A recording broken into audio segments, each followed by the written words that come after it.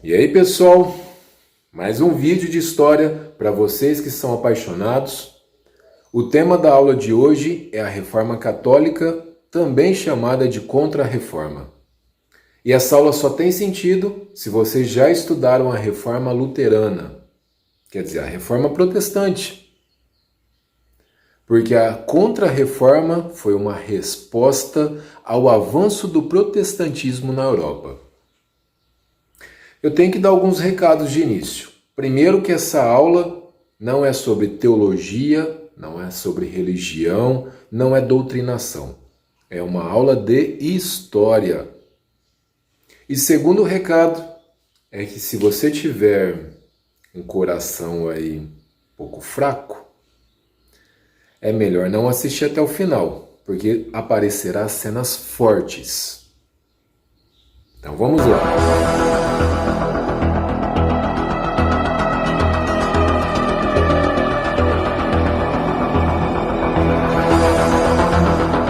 Porque a Igreja Católica não tomou uma medida imediata contra o protestantismo.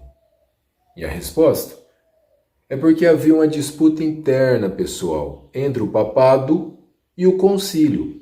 Eles estavam disputando o poder. Lembrando que concílio é uma assembleia de bispos. Quando a igreja se ligou, eles perceberam que o protestantismo avançava tão rapidamente, de uma maneira tão fulminante, que poderia levar à destruição de toda a Igreja Católica. Foi aí que começou a Contra-Reforma, ou também chamada de Reforma Católica. E o marco principal dessa Contra-Reforma foi o Concílio de Trento. O Concílio de Trento é de 1545. Foi convocado pelo Papa Paulo III. Foi interrompido várias vezes devido às guerras. Essas reuniões foram até 1563. Olha, o Concílio de Trento foi importantíssimo para a Contra-Reforma. E foi lá que chegou a algumas conclusões. Primeiramente, a justificação pela fé do Lutero foi rejeitado. A predestinação absoluta de Calvino, rejeitado. E vão anotando aí, porque o concílio concluiu também que a autoridade do Papa tinha que ser mantida. Manteve o culto à Virgem Maria, culto aos santos, manteve os 7 sacramentos. E também propôs a criação de seminários para melhor formação do clero. Além disso, reeditou o Index. Lembra do Index Librorum Prohibitorum? É o índice de livros proibidos. Os católicos não podiam ler esses livros.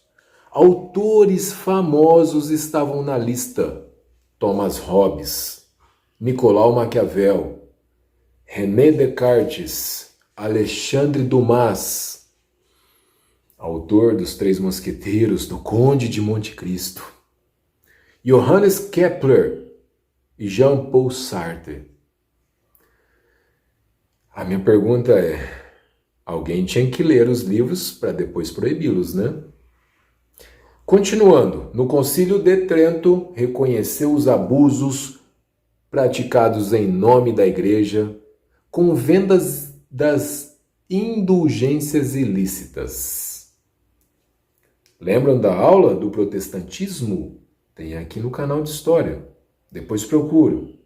As indulgências foi uma das principais causas da Reforma Luterana. Bom, a Contra-Reforma vai agir em 3 frentes: na educação, na catequese e na Inquisição. Na educação, pessoal, foi na criação de colégios católicos com o ensino primário para recuperar a nova geração. E isso ocorria em países onde o protestantismo já tinha chegado. Por exemplo, nos Países Baixos, ali no sul, tá? E na Polônia.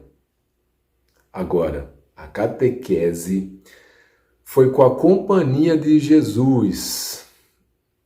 utilizando as missões no Novo Mundo para converter os indígenas.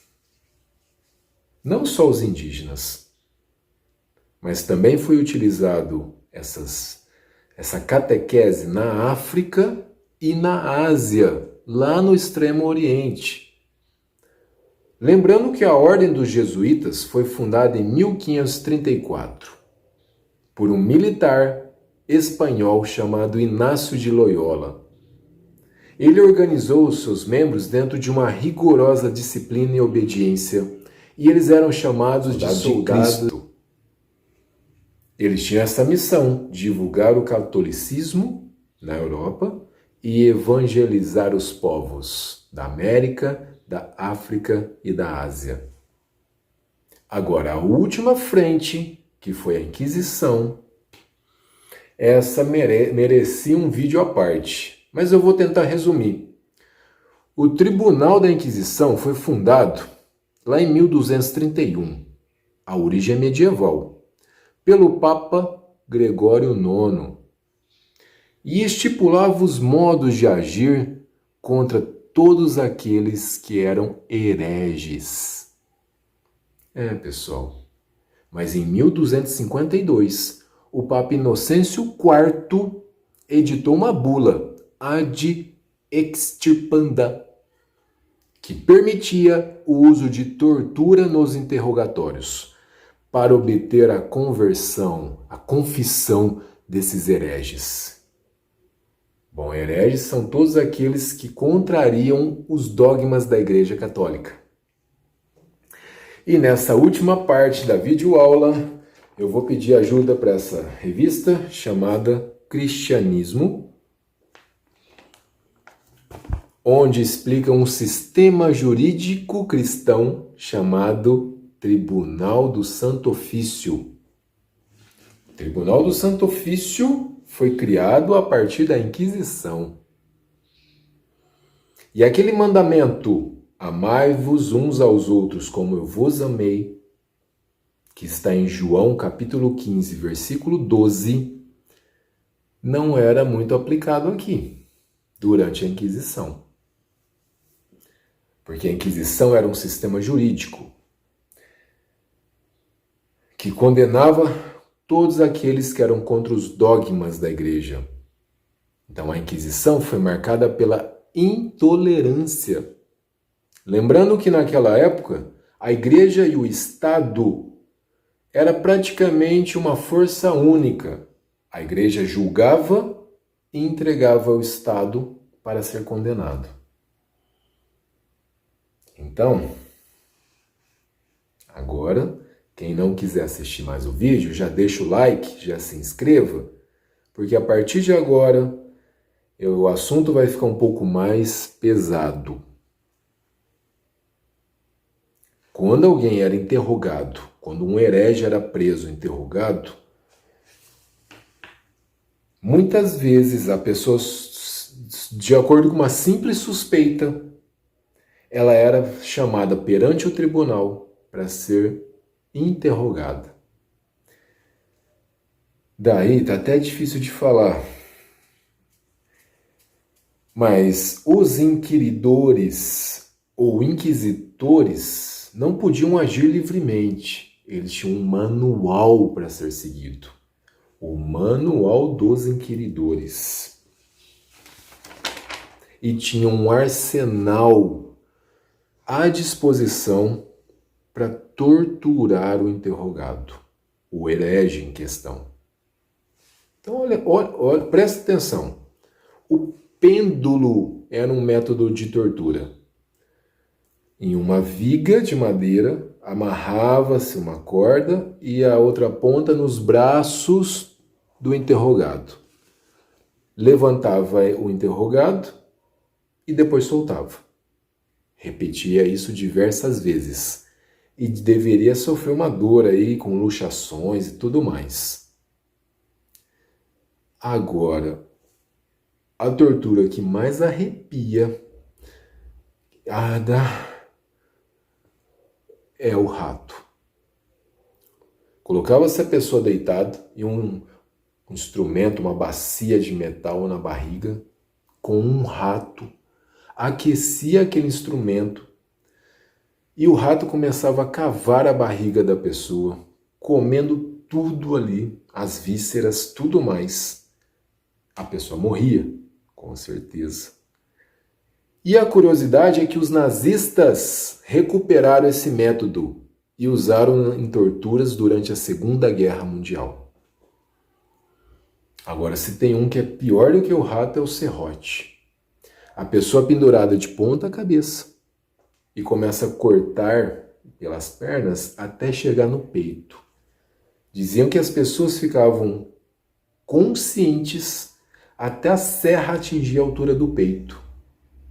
Mas morria de gangrena, sei lá. E a espada? A sentença mais justa, né? Se tem uma coisa justa aí, a pessoa era decapitada em praça pública. O burro espanhol, já ouviram falar? É uma forma, uma estrutura em forma de Y, mas a parte mais aguda fica para cima e a pessoa fica sentada em cima, sem roupa, com 2 pesos nas pernas. A pessoa vai sendo cortada ao meio. Forquilha dos hereges. Um colar com 2 garfos, um para cá e outro para baixo. O arranca-seios. Um instrumento que esquenta de metal com espinhos e coloca nos seios das mulheres. A dama de ferro é um sarcófago, pessoal, com espinhos de tal maneira que não atinge nenhum órgão vital. A pessoa sangra durante horas e morre em decorrência dos sangramentos. É uma tortura. Agora, o método mais comum, você já sabe. A fogueira. A pessoa era queimada em praça pública. Vamos citar 2 casos históricos que foram queimados na fogueira. Joana d'Arc, que tem um vídeo próprio no canal, e a história de Giordano Bruno. Giordano Bruno, filósofo, astrônomo, matemático e frade, ficou preso durante 7 anos. Não se retratou e foi queimado na fogueira no ano de 1600. Brincadeira, né? Galileu Galilei, famoso físico e matemático e astrônomo, quando ele diz que a teoria do geocentrismo era furada e que eram os planetas que giravam em torno do Sol, ele foi acusado de heresia também. Ele retirou o que disse. Galileu Galilei salvou a vida, mas Giordano Bruno não. E para terminar, a Inquisição agia de forma intolerante e violenta e se estabeleceu em alguns países europeus onde o catolicismo era muito forte. Na Espanha, no ano de 1478, em Portugal, no ano de 1536 e na Itália, no ano de 1542. Eram países que ainda não eram dominados pela Reforma. Com essa aula terrível, que foi pesada, terminamos o tema A Contra-Reforma, especialmente para vocês, do terceirão, meus afilhados, estudem para a prova. Valeu!